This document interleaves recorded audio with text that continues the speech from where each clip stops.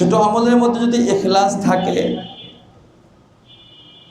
তো ছোট আমলের উসিলায় এমন অনেক বড় কাজ হাসিল হয়ে যায় যেটা অনেক বড় নেক আমল দ্বারাও সম্ভব হয় না।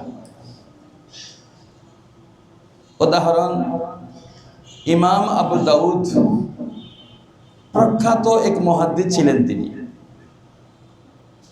কোন এক নদীতে পানি একটু শুকায় গেছে, তুলনামূলক কমে গেছে, তো কোনো এক জলযানের মধ্যে অনেক আরোহী ছিল, কিন্তু তীরের কাছে আসা সম্ভব হইতেছে না, পানি কমে গেলে যা হয়। একটু দূরে ছিল, 200-300 হাত দূরত্ব ছিল।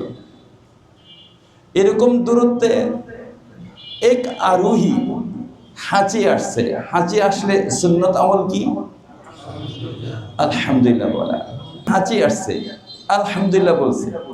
তো নিয়ম হলো, ওই মজমার মধ্যে যদি কেউ থাকে, ওই মজমার যদি কেউ আলহামদুলিল্লাহ শব্দটা শুনে, তো ওনার উচিত হলো ইয়ারহামুকাল্লাহ। ওই মজমা হওয়া শর্ত, এটা ফরজও না, ওয়াজিবও না। ইমাম আবু দাউদ রহমাতুল্লাহি আলাইহি উনি নদীর পাড়ে ছিলেন, 200-300 হাত দূরত্বে ছিল। ওনার কানে ওই হাঁচির যে অযাচিত বড় শব্দটা আলহামদুলিল্লাহ শব্দটা আইসা গেছে। যেই লোকটা হাঁচি জুড়ে দেয়, আলহামদুলিল্লাহ একটু জুড়ে আইসা যায়, আলহামদুলিল্লাহ এরকম শব্দটা আইসা যায়। তো এই শব্দটা কানে আসার পরে ওনার উপর কি ওয়াজিব ছিল? উনি তো নদীর পাড়ে, ওয়াজিব ছিল না। তো উনি কি করছেন, মাত্র 3 দিরহাম দিয়ে একটা ছোট নৌকা ভাড়া করছে। লঞ্চ বা বড় নৌযান আসতে পারে না, কিন্তু ছোট নৌকা, কুশা, এগুলা যাইতে পারে কিনা? যেতে পারে। তো 3 দিরহাম দিয়া, 3টা রৌপ্য মুদ্রা দিয়া ছোট একটা নৌকা ভাড়া করছে। ভাড়া করে সারা ওই জলযানের কাছে, লঞ্চ বলেন, স্টিমার বলেন, সবই তো জলযান, ওইখানে গেছে। ওইখানে যাওয়ার পর ওইখানে যায় বলছে ইয়ারহামুকাল্লাহ।